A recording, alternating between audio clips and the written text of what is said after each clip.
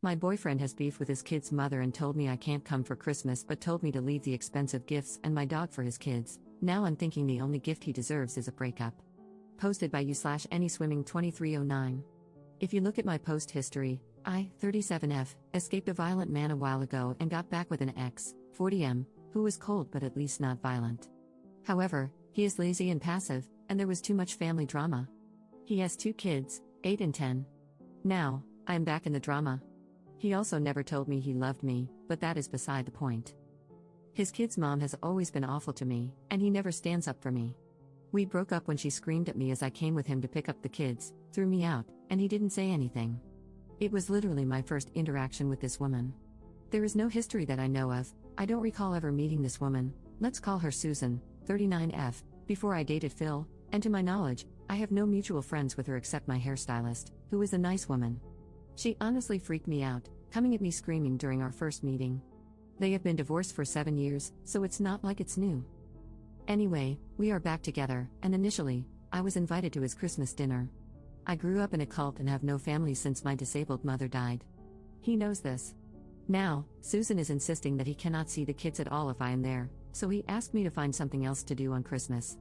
While we only recently got back together, we were together for a year before that, but again, no I love you, and I felt more like a friend to him. Sometimes, I wondered if he's gay and I was his beard. He doesn't drive, so he asked me to take him to the mall to shop for gifts. I bought expensive gifts for his kids. He wants me to take him grocery shopping, leave the gifts for his kids, and leave my dog so they can play with her, but then go away until they are gone. A friend kindly invited me over, so we are going to hang out, and now he says I am being dramatic and selfish when I tell him I am just going to get my money back for the gifts. Should I return the gifts or not? Edit. Thank you all for the kind comments, and really, the unkind comments were helpful in showing me what kindness looks like. To answer people's questions, I have only been free from my controlling, narcissistic mother for 4 years, even though we escaped the cult 10 years ago. So I am still really learning to cope. I am in therapy, but my therapist's focus has been to help me build and maintain relationships with people, so she tends to explain how to see things from the other person's perspective. Her suggestion was that I can leave but also maybe have empathy for Phil's lack of emotional intelligence and grow a thicker skin. I might need a better therapist. I was raised to believe I am worthless and don't deserve kindness. It has taken 3 years of therapy just to have the confidence to make friends and date at all. I told Phil that I am taking the gifts back, and he has been begging me to give him another chance. I am working on finding the strength to walk away. Relevant comments. Commenter. Who has primary custody of the kids? Ops response. Susan has full custody because Phil was involuntarily hospitalized during a manic episode a few years ago, before we met. She painted him as unfit because he's bipolar, and he's afraid to go to court. He also only pays child support erratically. Update 3 days later. I was shocked that everyone said my boyfriend was wrong. I really thought most people would be team baby mama and tell me I'm awful for not cooperating with being asked to leave expensive gifts and my dog for Phil's kids on Christmas, but leave the house, as I was not allowed. Because that's what most of my friends, okay, I have 5 friends, told me. They said relationships require work and compromise, and that Susan and the kids must always come first. They even suggested I help cook dinner for them. Most of my friends are actually my late mom's friends, women over 60. I started therapy when I was cripplingly shy, and to defend my therapist, it's only thanks to her that I stopped sitting alone in my house, totally isolated, and learned to connect with other people. While I appreciate the suggestion to be alone for a while, I have been super isolated most of my life, and dating again was actually huge progress for me that we worked on for months. I told my therapist that Phil crossed a line and that I don't want to save my relationship with him or my friends, I want to improve my self-esteem.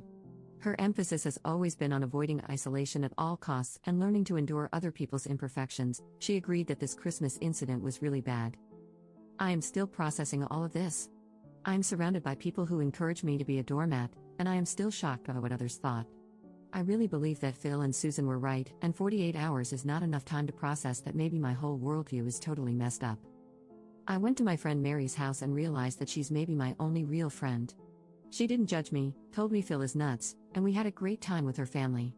I left my dog with a neighbor since her oldest is nonverbal and can be unsafe with animals.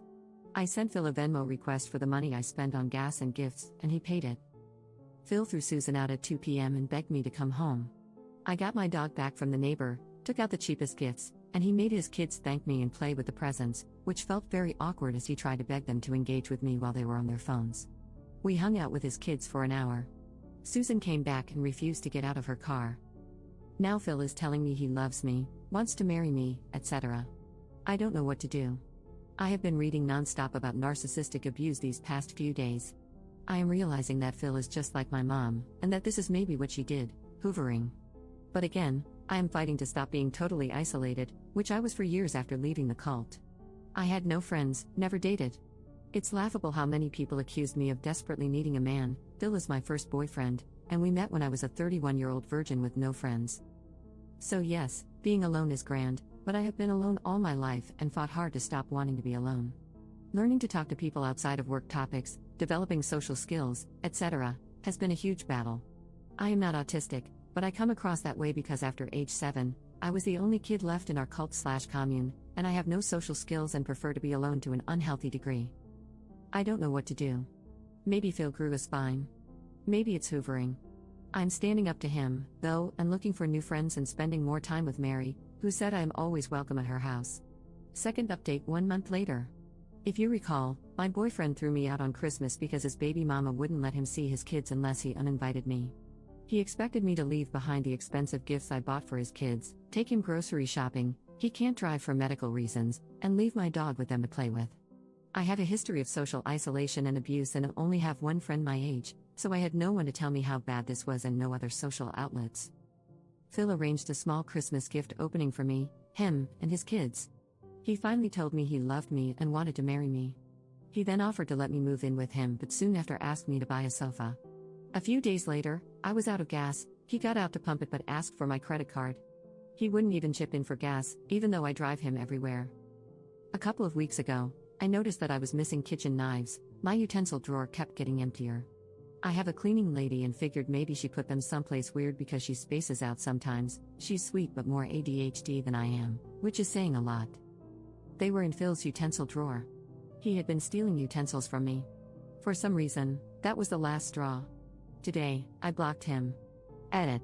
I confronted Phil about the knives when I returned his stuff. He had been taking pot brownies to work and eating them all day and needed my knives to cut them, then forgot to return them. So, on top of everything, he was doing substances at work.